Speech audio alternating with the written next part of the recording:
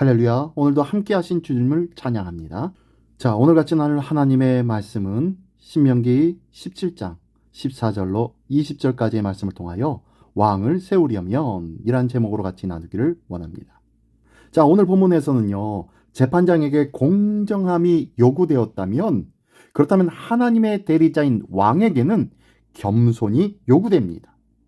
그래야겠죠? 예. 재판의 근거가 율법이었던 것처럼 통치의 기초도 율법이어야만 하기 때문입니다. 자, 그 내용을 한번 읽어보기를 원합니다. 자, 오늘 본문 같이 나눌 때에 은혜가 있기를 원합니다. 먼저 14절로 15절까지의 말씀입니다.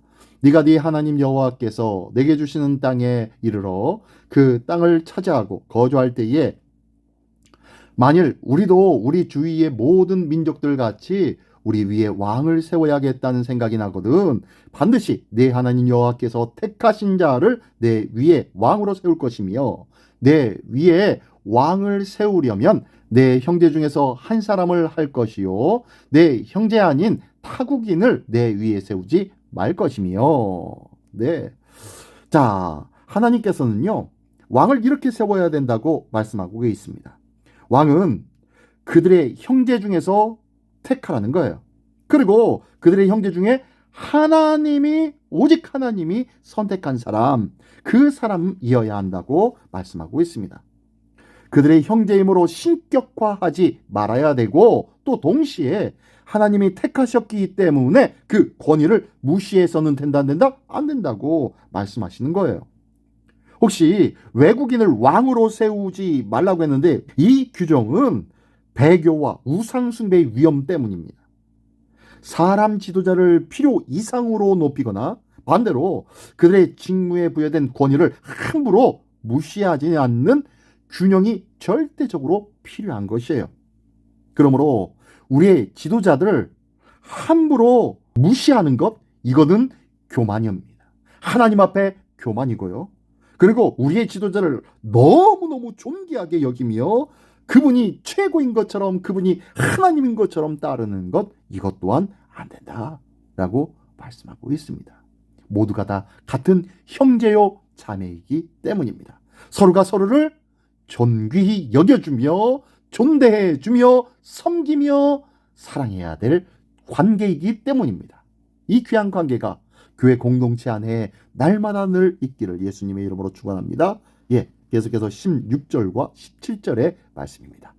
그는 병마를 많이 두지 말 것이요 병마를 많이 얻으려고 그 백성을 애굽으로 돌아가게 하지 말 것이니 이는 여호와께서 너에게 이르시기를 너희가 이후에는 그 길로 다시 돌아가지 말 것이라 하셨음이며 그에게 아내를 많이 두어 그의 마음이 미혹되게 하지 말 것이며 자기를 위하여 은금을 많이 쌓지 말 것이니라.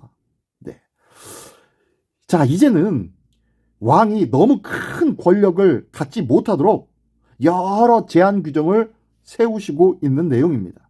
말과 아내를 많이 두는 것은 그리고 은금을 많이 쌓아두는 그런 것들은 세상 방식으로 힘과 권력을 유지하려는 방법이라는 거예요.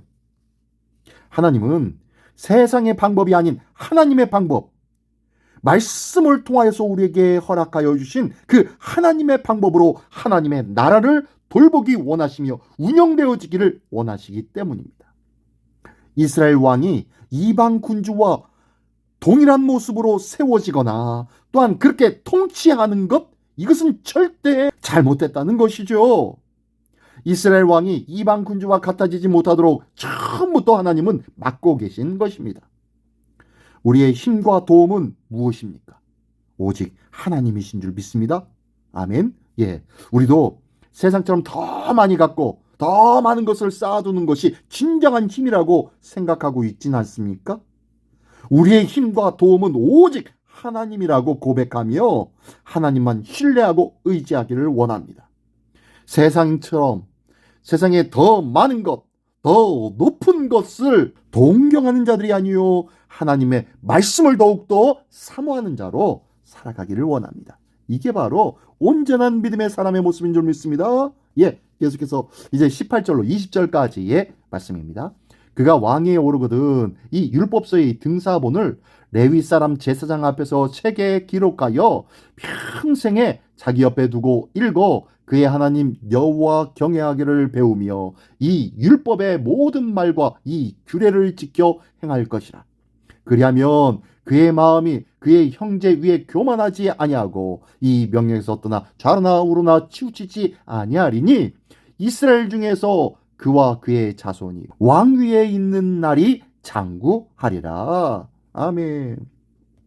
네, 하나님께서는요 이제 왕이 가장 우선시해야 할 것은 바로 율법이라는 것입니다. 이 하나님의 말씀이라는 거예요. 그래서 이 하나님의 율법의 말씀을 필사하여서 곁에 두고 주야로 읽고 묵상하라고 말씀하고 있습니다. 그러면서 왕권을 주신 하나님을 경외하게 되고 이렇게 하나님의 말씀을 읽고 묵상하게 된다면 왕권을 주신 하나님을 더욱 경외하게 되기 때문입니다. 또한 율법의 정신을 따라 통치하기 때문입니다. 이 율법의 정신을 따라 통치할 때 어떻게 해요? 더욱더 겸손한 왕으로 통치하고 다스릴 것이에요. 백성 위에 군림하는 이방 군주와는 달리 형제인 백성을 섬기는 왕, 하나님이 기대하시는 왕, 그러한 왕이 될 줄 믿습니다. 이와 마찬가지로 지도자는요 매일 아침마다 말씀을 묵상하며 하나님의 통치를 받아야 할 줄 믿습니다. 그래야 훌륭한 지도자로 설 수 있다고 말씀하고 있어요. 그와 동일하게 지도자뿐만이 아니에요. 목사와 장로뿐만이 아니라는 거예요.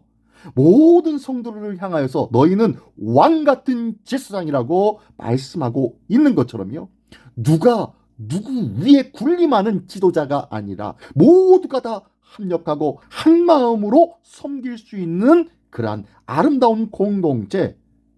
그래서 모두가 다 왕같은 제사장인 것이고 모두가 다 하나님의 말씀을 주야로 묵상하며 그 말씀 안에서 더욱더 힘을 갖는 하나님의 공동체가 되어야 할 줄 믿습니다. 이게 바로 주님께서 왕을 세우려면 이렇게 하라라는 이 말씀 속에 우리에게 전해주고 싶은 하나님의 마음인 줄 믿습니다.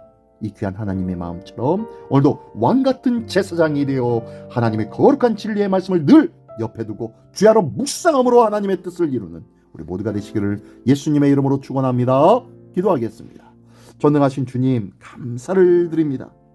하나님의 거룩한 진리의 말씀, 그 말씀의 통치를 받기 원합니다.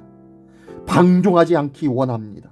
하나님의 뜻을 따라 늘 겸손하고 또한 하나님의 말씀 안에서 절제하는 삶을 사는 왕같은 제사장이 될 수 있도록 인도하여 주시옵소서. 오늘도 부족하고 나약하고 연약한 자를 거룩한 왕같은 제사장으로 세워주신 우리 주 예수 그리스도의 이름으로 감사하며 기도드리옵나이다. 아멘.